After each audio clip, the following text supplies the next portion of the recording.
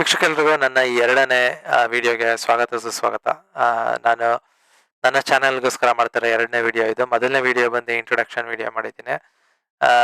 ನೀವೇನಾದ್ರೂ ಆ ವಿಡಿಯೋ ನೋಡಿಲ್ಲ ಅಂತಂದಲ್ಲಿ ಖಂಡಿತವಾಗ್ಲೂ ಹೋಗಿ ನೋಡಿ. ಅದರಲ್ಲಿ ನಾನು ಈ ಚಾನೆಲ್ ಇಂಟ್ರೊಡಕ್ಷನ್ ಬೇಸಿಕಲಿ ಈ ಎರಡನೇ ವಿಡಿಯೋದಲ್ಲಿ ನಾನು finance one of the most fundamental financial concepts ಬಗ್ಗೆ ಮಾತಾಡಕ್ಕೆ ಇಷ್ಟಪಡ್ತೀನಿ. ಸ್ಪೆಸಿಫಿಕ್ ಆಗಿ ಹೇಳ್ಬೇಕು ಅಂದ್ರೆ ಸ್ಟಾಕ್ ಮಾರ್ಕೆಟ್ ಟ್ರೇಡಿಂಗ್ ಬಗ್ಗೆ ಫಂಡಮೆಂಟಲ್ ಕಾನ್ಸೆಪ್ಟ್ಸ್ ನಿಮ್ಗೆ ಈ ವಿಡಿಯೋ ಮುಖಾಂತರ ನಿಮ್ಗೆ ತಿಳ್ಸಕ್ ಇಷ್ಟಪಡ್ತೀನಿ. ನಾನು ಇದ್ರ ಬಗ್ಗೆ ಮಾತಾಡೋಕ್ಕಿಂತ ಮುಂಚೆ ಈ ಸ್ಟಾಕ್ ಮಾರ್ಕೆಟ್ ಟ್ರೇಡಿಂಗ್ ಅಂತ ಏನಿದೆ ತುಂಬಾನೇ ಅಪಾಯಕಾರಿ. ಇದು ನಿಮಗೆ ಅರ್ಥ ಆಗೋದಿಲ್ಲ ಅಂತಂದ್ರೆ ಖಂಡಿತವಾಗ್ಲೂ ಸ್ಟಾಕ್ ಮಾರ್ಕೆಟ್ ಟ್ರೇಡಿಂಗ್ಗೆ ಹೋಗ್ಬೇಡಿ. ಸಾಕಷ್ಟು ಜನ ಮಾತಾಡ್ತಾರೆ ಇದ್ರ ಬಗ್ಗೆ. ಸ್ಟಾಕ್ ಮಾರ್ಕೆಟ್ ಟ್ರೇಡಿಂಗ್ ಅಲ್ಲಿ ನಾನು ಅಷ್ಟು ದುಡ್ಡು ಮಾಡಿದೆ, ಇಷ್ಟು ದುಡ್ಡು ಮಾಡಿದೆ, ತುಂಬಾನೇ ಸುಳ್ಳು ಮಾತಾಡ್ತಾರೆ. ಯಾರ್ಯಾರು ಈ ಸ್ಟಾಕ್ ಮಾರ್ಕೆಟ್ ಟ್ರೇಡಿಂಗ್ ಅಲ್ಲಿ ತುಂಬಾನೇ ದುಡ್ಡು ಮಾಡ್ತಾ ಇದಾರೆ, ದುಡ್ಡು ಏನ್ ಮಾಡ್ತಾ ಇದಾರೆ, ಅವ್ರಿಗೆ ಈ ರೀತಿ ಯೂಟ್ಯೂಬ್ ವಿಡಿಯೋ ಮಾಡೋ ಸಮಯ ಇರೋದಿಲ್ಲ. ಸೊ ಹಾಗಾಗಿ ಯಾರಾದ್ರೂ ಈ ಯೂಟ್ಯೂಬ್ ವಿಡಿಯೋ ಮಾಡಿ ನಾನು ಅಷ್ಟು ದುಡ್ಡು ಮಾಡಿದೆ, ಇಷ್ಟು ದುಡ್ಡು ಮಾಡಿದೆ ಅಂತ ನಿಮ್ಗೆ ಏನಾದ್ರು ಹೇಳ್ತಿದ್ರೆ ಅವರು ಹೈ ಪ್ರೊಬಬಿಲಿಟಿ ಸುಳ್ಳು ಹೇಳ್ತಾ ಇದಾರೆ ಅಂತ. High probabilistically speaking. ಹಾಗಾಗಿ ಸ್ಟಾಕ್ ಮಾರ್ಕೆಟ್ಗೆ ನೀವು ಇಳಿಯೋಕ್ಕಿಂತ ಮುಂಚೆ ಫೈನಾನ್ಸ್ ಬಗ್ಗೆ, ಸ್ಟಾಕ್ ಮಾರ್ಕೆಟ್ ಬಗ್ಗೆ ಸಾಕಷ್ಟು ತಿಳ್ಕೊಂಡಿರ್ಬೇಕು. ಸಾಕಷ್ಟು ತಿಳ್ಕೊಂಡಿಲ್ಲ ಅಂತಂದ್ರೆ ನೀವು ಸ್ಟಾಕ್ ಮಾರ್ಕೆಟ್ ಟ್ರೇಡಿಂಗ್ ಮಾಡಕ್ ಹೋಗ್ಲೇಬೇಡಿ ಅಂತ ಹೇಳಕ್ ಇಷ್ಟಪಡ್ತೇನೆ. ಸೊ ನಿಮ್ಗೇನಾದ್ರು ಏನಪ್ಪಾ ಇವನ್ ವಿಷಯ, ಇವನ್ ಸ್ಟಾಕ್ ಮಾರ್ಕೆಟ್ ಬಗ್ಗೆ ಮಾತಾಡೋದನ್ನ ಏನಕ್ಕೆ ಕೇಳಬೇಕು ಅಂತ ನಿಮ್ಗೇನಾದ್ರು ಅನ್ಸಿದ್ರೆ, ನಾನು ಸಾಕಷ್ಟು ಸ್ಟಾಕ್ ಮಾರ್ಕೆಟ್ ಬಗ್ಗೆ ಇರ್ಬೋದು, ಇಲ್ಲಾಂದ್ರೆ ಫೈನಾನ್ಷಿಯಲ್ ಮಾರ್ಕೆಟ್ಸ್, ಫೈನಾನ್ಸ್ ಬಗ್ಗೆ ಸಾಕಷ್ಟು ತಿಳ್ಕೊಂಡಿದ್ದೀನಿ. CFA ಡೆಸಿಗ್ನೇಷನ್ ಕೂಡ ಇದೆ ನನ್ನ ಹತ್ರ. CFA membership one of the toughest financial exams. ಇದನ್ನ ಪಾಸ್ ಮಾಡಿ CFA ಡೆಸಿಗ್ನೇಷನ್ ಇರೋದ್ರಿಂದ ಅಲ್ಪ ಸ್ವಲ್ಪ ಫೈನಾನ್ಸ್ ಬಗ್ಗೆ ತಿಳ್ಕೊಂಡಿದ್ದೀನಿ. ಹಾಗಾಗಿ ನಾನೇನು ಈ ಫೈನಾನ್ಸ್ ಮುಖಾಂತರ ಇರ್ಬೋದು, CFA ಮುಖಾಂತರ ಇರ್ಬೋದು, ಇಲ್ಲಾಂದ್ರೆ ನನ್ನ ಫೈನಾನ್ಸ್ ಅಲ್ಲಿ ಕೂಡ ಕೆಲಸ ಮಾಡ್ತಾ ಇದ್ದೀನಿ. ಇದ್ರ ಮುಖಾಂತರ ಏನು ನಾನು ಕಲ್ತಿದ್ದೇನೆ ಅದನ್ನ ನಿಮ್ಗೆ ತಿಳ್ಸಕ್ ಇಷ್ಟಪಡ್ತೀನಿ. ತಡ ಮಾಡ್ದೇನೆ ಸೀನ್ ಚೇಂಜ್ ಮಾಡ್ತೀನಿ. ನನ್ನ ಲ್ಯಾಪ್ಟಾಪ್ ಸ್ಕ್ರೀನ್ ಏನಿದೆ ಅದನ್ನ ನಿಮ್ಗೆ ಶೇರ್ ಮಾಡ್ತೀನಿ. ಸೊ ಆಪಲ್ ಸ್ಟಾಕ್ ನೋಡ್ತಾ ಇದ್ದೀನಿ ಈಗ. ಸೊ ನನ್ನ ವಿಡಿಯೋದಲ್ಲಿ ನಿಮ್ಗೆ ಏನ್ರ ಬಗ್ಗೆ ಮಾತಾಡಕ್ ಇಷ್ಟಪಡ್ತೀನಿ ಅಂತಂದ್ರೆ, ಸ್ಟಾಕ್ ಮಾರ್ಕೆಟ್ ಟ್ರೇಡಿಂಗ್ ಅಲ್ಲಿರುವಂತಹ ಎರಡು ತುಂಬಾನೇ ಬೇಸಿಕ್ ಕಾನ್ಸೆಪ್ಟ್. ಒಂದು ಲಾಂಗ್ ಟ್ರೇಡಿಂಗ್, ಇನ್ನೊಂದು ಬಂದು ಶಾರ್ಟ್ ಟ್ರೇಡಿಂಗ್. ಮೊದಲನೇದಾಗಿ ನಾನು ಲಾಂಗ್ ಟ್ರೇಡಿಂಗ್ ಬಗ್ಗೆ ಮಾತಾಡಕ್ಕೆ ಇಷ್ಟಪಡ್ತೀನಿ, ಯಾಕೆಂದ್ರೆ ಅದು ಶಾರ್ಟ್ ಟ್ರೇಡಿಂಗ್ಗಿಂತ ಸ್ವಲ್ಪ ಅರ್ಥ ಮಾಡ್ಕೊಳ್ಳೋದು ಸುಲಭ. ಸೊ ಲಾಂಗ್ ಟ್ರೇಡ್ ಅಂದ್ರೆ ಬೇಸಿಕ್ ಆಗಿ ನೀವು ಒಂದು ಸ್ಟಾಕ್ ಅನ್ನ ಕೊಂಡ್ಕೊಂತೀರಾ, ಕಮ್ಮಿ ದುಡ್ಡು ಕೊಂಡ್ಕೊಂತೀರಾ. ಒಂದ್ ಸ್ವಲ್ಪ ಸಮಯ ಕಳೆದ್ಮೇಲೆ ಅದನ್ನ ಜಾಸ್ತಿ ದುಡ್ಡಿಗೆ ಮಾರಾಟ ಮಾಡ್ತೀರಾ. ಸೊ ನಾನೀಗ ಆಪಲ್ ಸ್ಟಾಕ್ ನ ನೋಡ್ತಾ ಇದ್ದೀನಿ. ಇದು ಬಂದು ಕ್ಯಾಂಡಲ್ ಸ್ಟಿಕ್ ಚಾರ್ಟ್ ಅಂತ ಹೇಳಿ. ನೀವೇನ್ ನನ್ನ ಸ್ಕ್ರೀನ್ ಮೇಲೆ, ನನ್ನ ಲ್ಯಾಪ್ಟಾಪ್ ಸ್ಕ್ರೀನ್ ಮೇಲೆ ನೋಡ್ತಾ ಇದ್ದೀರಾ, ಅದು ಬಂದೆ. So long trade, for example ಇದು 5ನೇ ತಿಂಗಳು, ಸೊ ಮೇ ತಿಂಗಳು 14ನೇ ತಾರೀಕು ಅಲ್ಲಿ $186 ಇತ್ತು ಒಂದು ಸ್ಟಾಕ್ ಪ್ರೈಸ್ ಆಪಲ್ದು. ಸೊ ನೀವೇನಾದ್ರೂ ಅದನ್ನ 186ಗೆ ಕೊಂಡ್ಕೊಂಡು ಅದನ್ನ ಇದು 14ನೇ ತಾರೀಕಲ್ಲಿ ಕೊಂಡ್ಕೊಂಡು 20ನೇ ತಾರೀಕುವರೆಗೂ ನೀವೇನಾದ್ರನ್ನ ಉಳಿಸ್ಕೊಂಡು ಅಕಸ್ಮಾತ್ ಇಲ್ಲೇನಾದ್ರೂ ನೀವು ಅದನ್ನ ಬೇರೆಯವ್ರಿಗೆ ಮಾರಿದ್ರೆ $191 ಅದನ್ನ ಮಾರಾಟ ಮಾಡ್ತಿದ್ರೆ. ಸೊ ಹಾಗಾಗಿ ಈ 184ಗೆ ನೀವು ಕೊಂಡ್ಕೊಂತೀರಾ, 190ಕ್ಕೆ ನೀವು 191ಕ್ಕೆ ಅದನ್ನ ಮಾರಾಟ ಮಾಡ್ತೀರಾ. ಸೊ $5 ನೀವು ಪ್ರಾಫಿಟ್ ಮಾಡಿದ್ರೆ ಅದು ಬಂದು ಲಾಂಗ್ ಟ್ರೇಡ್ ಅದು. ಸೊ ಈಗ ನಾನು ಶಾರ್ಟ್ ಟ್ರೇಡ್ ಬಗ್ಗೆ ನಿಮ್ಗೆ ಮಾತಾಡಕ್ಕೆ ಇಷ್ಟಪಡ್ತೀನಿ. ಸ್ವಲ್ಪ ಈ ಒಂದು ಚಾರ್ಟ್ ಏನಿದೆ ಇಲ್ಲಿ ನಿಮ್ಗೆ ಶಾರ್ಟ್ ಟ್ರೇಡ್ ಬಗ್ಗೆ ಮಾತಾಡೋದು ಸ್ವಲ್ಪ ಸುಲಭ. ಹಾಗಾಗಿ ಈ ಏನು ಟೈಮ್ ಪೀರಿಯಡ್ ಇದೆ ಇದನ್ನ ನಾನು ಉಪಯೋಗಿಸ್ಕೊಂತೀನಿ. ಸೊ ನಿಮ್ಗೆ ಏನಿಲ್ಲಿ ಕಾಣಿಸ್ತಾ ಇದೆ, ಇದು ಬಂದು ಏನು ಗ್ರೀನ್ ಕಲರ್ ಕ್ಯಾಂಡಲ್ ಸ್ಟಿಕ್ ಇದೆ, ಆಮೇಲೆ ರೆಡ್ ಕಲರ್ ಕ್ಯಾಂಡಲ್ ಸ್ಟಿಕ್ ಇದೆ. ಗ್ರೀನ್ ಕಲರ್ ಬಂದು ಪ್ರೈಸ್ ಏನ್ ಇನ್ಕ್ರೀಸ್ ಆಗುತ್ತೆ ಈ ಒಂದು ಗಂಟೆ, ಒಂದು ಚಾರ್ಟ್, ಒಂದೇನು ಕ್ಯಾಂಡಲ್ ಸ್ಟಿಕ್ ನಿಮ್ಗೆ ಕಾಣಿಸ್ತಾ ಇದೆ ಅದು ಬಂದು 1 ಗಂಟೆ. ಸೊ 1 ಗಂಟೆಲಿ ಏನಾದ್ರು ಅದು ಪ್ರೈಸ್ ಏನಾದ್ರು ಅದ್ರ ಬೆಲೆ ಏನಾದ್ರು ಹೆಚ್ಚಾಗಿದ್ದಲ್ಲಿ ಆ 1 ಗಂಟೆಯ ಕ್ಯಾಂಡಲ್ ಸ್ಟಿಕ್ ಏನಿರುತ್ತೆ ಅದು ಗ್ರೀನ್ ಕಲರ್ ಇರುತ್ತೆ. ಅಕಸ್ಮಾತ್ ಏನಾದ್ರು ಬೆಲೆ ಏನಾದ್ರು ಕಮ್ಮಿ ಆಗಿದ್ದಲ್ಲಿ ರೆಡ್ ಕಲರ್ ಇರುತ್ತೆ. ಸೊ ಇಲ್ಲೇ ನೀವು ನೋಡ್ತಾ ಇದ್ದೀರಾ, ಇದು ಈ 10:30 22ನೇ ತಾರೀಕು ಮೇ ತಿಂಗಳು 10:30 ಇಂದ 11:30 ಚಾರ್ಟ್ ಇದು. ಸೊ 10:30 ಇಂದ 11:30 ಮಧ್ಯದಲ್ಲಿ ಆಪಲ್ ಏನಿದೆ, ಆಪಲ್ದು ಬೆಲೆ ಬಂದು ಕಮ್ಮಿ ಆಯ್ತು. ಸೊ ಹಾಗಾಗಿ ಇದು ಬೆಲೆ ಕೆಂಪು ಬಣ್ಣ ಇದೆ ಈ ಕ್ಯಾಂಡಲ್ ಸ್ಟಿಕ್.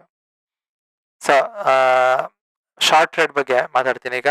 ಸೊ ನೀವೇನಾದ್ರೂ ಯೂಶುವಲ್ ಆಗಿ ನೀವು ಬ್ರೋಕರ್ ಅಕೌಂಟ್ ಇರುತ್ತೆ. ಸೊ ಬ್ರೋಕರ್ ಹತ್ರ ನೀವು ಸ್ಟಾಕ್ನ ಕೊಂಡ್ಕೊಂತೀರಾ, ಸ್ಟಾಕ್ನ ಮಾರಾಟ ಮಾಡ್ತೀರಾ. ಏನಿಲ್ಲ, ನಿಮ್ಗೆ ಏನು ಪ್ರೈಸ್ ಏನ್ ಕಾಣಿಸ್ತದೆ, ಇಲ್ಲಿ ಬೆಲೆ ಏನ್ ಕಾಣಿಸ್ತದೆ, ಇದು ಕೂಡ ಈ ನಿಮ್ಮ ಬ್ರೋಕರ್ ಏನಿದ್ದಾನೆ ಅವನು ನಿಮ್ಗೆ ತೋರಿಸ್ತಿರೋಂಥ ಪ್ರೈಸ್ ಇದು. ಈಗ ನಿಮ್ಮ ಹತ್ರ ಶಾರ್ಟ್ ಟ್ರೇಡ್ ಅಲ್ಲಿ ಫಸ್ಟ್ ಆಫ್ ಆಲ್ ನಿಮ್ಮ ಹತ್ರ ಏನೂ ಇರೋದಿಲ್ಲ, ಈ ಆಪಲ್ ಸ್ಟಾಕ್ ಇರೋದಿಲ್ಲ, ಏನೂ ಇರೋದಿಲ್ಲ. ನೀವು ಆದ್ರೆ ನಿಮ್ಮ ಬ್ರೋಕರ್ ಏನಿದ್ದಾನೆ ಅವನ ಕಡೆಯಿಂದ ಒಂದಷ್ಟು ಆಪಲ್ದು ಸ್ಟಾಕ್ ಕೊಡುಗರು ನಿನಗೆ ಅಷ್ಟು ಸಮಯ ಬಿಟ್ಕೊಂಡು ಅದನ್ನ ನಿನಗೆ ವಾಪಸ್ ಕೊಡ್ತೀನಿ ಅಂತೇಳಿ ನಿಮ್ಮ ಏನು ಬ್ರೋಕರ್ ಇದ್ದಾನೆ ಅವನ ಹತ್ರ ನೀವು ಒಂದಷ್ಟು ಸ್ಟಾಕ್ನ ಇಸ್ಕೊಂತೀರ. ಸ್ಟಾಕ್ನ ಇಸ್ಕೊಂಡು ಅದನ್ನ ಇಲ್ಲಿ 192 ಏನಿದೆ, 22ನೇ ತಾರೀಕು 192 ಹತ್ರ ಆಯ್ತು. 192ಕ್ಕೆ ನೀವು ಅದನ್ನ ಬೇರೆಯವ್ರಿಗೆ ಯಾರಿಗೋ ಮಾರಿದ್ರಿ ಅಂತ ಇಟ್ಕೊಳ್ಳಿ. 192ಕ್ಕೆ ಮಾರಿ ಅದಾದ್ಮೇಲೆ ಒಂದಷ್ಟು ಸಮಯ ಕಳೀತೀರಾ. 23ನೇ ತಾರೀಕು 192ಕ್ಕೆ ಮಾರಿ ಇಲ್ಲಿ 187ವರೆಗೂ ಕೆಳಗಡೆ ಬಂದಿದೆ. 23ನೇ ತಾರೀಕು 3:30ಗೆ ನೀವು ಅದನ್ನ $187 ಅದನ್ನ ವಾಪಸ್ ನೀವು ಖರೀದಿ ಮಾಡ್ತೀರಾ. ಖರೀದಿ ಮಾಡಿ ನೀವು ಸ್ಟಾಕ್ನ ಖರೀದಿ ಮಾಡ್ತೀರಾ. ನೀವು ಖರೀದಿ ಮಾಡಿದ ತಕ್ಷಣ ಅದನ್ನ ನೀವು ಏನು ನಿಮ್ಮ ಬ್ರೋಕರ್ ಏನಿದ್ದಾನೆ ಅವನಿಗೆ ವಾಪಸ್ ಕೊಟ್ಬಿಡ್ತೀರಾ.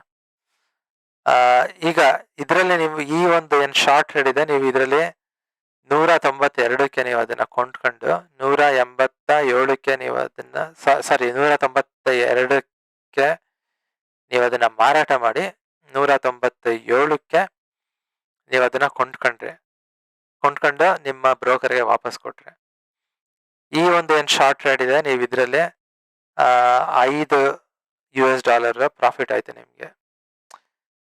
ಯಾಕೆ ಅಂತಂದ್ರೆ ನೀವು ಇದನ್ನ ಹೆಚ್ಚು ಬೆಲೆಗೆ ಮಾರಾಟ ಮಾಡಿ ಕಮ್ಮಿ ಬೆಲೆಗೆ ಅದನ್ನ ನೀವು ಕೊಂಡ್ಕೊಂಡ್ರಿ. ಸೊ ಲಾಂಗ್ ಟ್ರೇಡ್ ಏನ್ ಮಾತಾಡಿದೆ ಅದ್ರದ್ದು ಉಲ್ಟಾ ಇದು. ಬಟ್ ನೀವು ಉಲ್ಟಾ ಕೆಲಸ ಮಾಡ್ತಾ ಇದ್ರೂ ನಿಮ್ಮ ಹತ್ರ ಏನ್ ಶಾರ್ಟ್ ಟ್ರೇಡ್ ಮಾಡೋಕ್ಕಿಂತ ಮುಂಚೆ ನಿಮ್ಮ ಹತ್ರ ಸ್ಟಾಕ್ ಇರೋದಿಲ್ಲ. ಅದನ್ನ ಹಾಗಾಗಿ ನೀವು ನಿಮ್ಮ ಬ್ರೋಕರ್ ಕಡೆಯಿಂದ ಅದನ್ನ ನೀವು ಬಾರೋ ಮಾಡ್ತೀರಾ. ಬಾರೋ ಮಾಡಿ ಹೆಚ್ಚು ಬೆಲೆಗೆ ನೀವು ಅದನ್ನ ಮಾರ್ತೀರಾ. ಮಾರಿ ಒಂದ್ ಸ್ವಲ್ಪ ಸಮಯ ಆದ್ಮೇಲೆ ನಿಮಗೆ ಗೊತ್ತಿರುತ್ತೆ ಮೊದ್ಲಿಂದನೇ, ಏನಾದ್ರೂ ನೀವು ಶಾರ್ಟ್ ಟ್ರೇಡ್ ಮಾಡ್ಬೇಕು ಅಂತಂದ್ರೆ ಬೇಸಿಕ್ ಅಸಂಪ್ಷನ್ ಬಂದು ಆ ಸ್ಟಾಕ್ ಪ್ರೈಸ್ ಕಮ್ಮಿ ಆಗುತ್ತೆ ಅನ್ನೋದನ್ನ ನಿಮ್ಮ ತಲೆಯಲ್ಲಿ ಇದ್ದೆ ಈ ಒಂದು ಏನು ಸ್ಟಾಕ್ ಇದೆ ಅದನ್ನ ನೀವು ನಿಮ್ ಬ್ರೋಕರ್ ಇಂದ ಬಾರೋ ಮಾಡಿ ಅದನ್ನ ನೀವು ಮಾರಾಟ ಮಾಡ್ತೀರಾ. ಇಲ್ದಾದ್ರೆ ನೀವು ಮಾರಾಟ ಮಾಡಕ್ ಹೋಗೋದಿಲ್ಲ. ಇಲ್ಲಾಂದ್ರೆ ನೀವು ನಿಮ್ಮ ಸ್ಟಾಕ್ ಲಾಂಗ್ ಟ್ರೇಡ್ ಮಾಡ್ತೀರಾ. ಶಾರ್ಟ್ ಟ್ರೇಡ್ ಏನಿದೆ ಇದನ್ನ ಮಾಡಬೇಕು ಅಂದ್ರೆ ನೀವು ನಿಮ್ ಬ್ರೋಕರ್ ಕಡೆಯಿಂದ ಬಾರೋ ಮಾಡ್ಲೇಬೇಕಾಗುತ್ತೆ.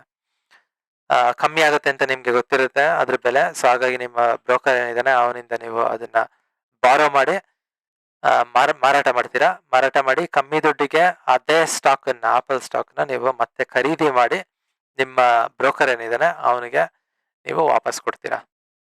ಆವಾಗ ನೀವು ಹೆಚ್ಚು ಬೆಲೆಗೆ ಮಾರಾಟ ಮಾಡಿ 192ಕ್ಕೆ ಮಾರಾಟ ಮಾಡಿ ಅದೇ ಸ್ಟಾಕ್ನ ನೀವು ಕಮ್ಮಿ ದುಡ್ಡಿಗೆ $187ಗೆ ನೀವು ಕೊಂಡ್ಕೊಂತೀರಾ.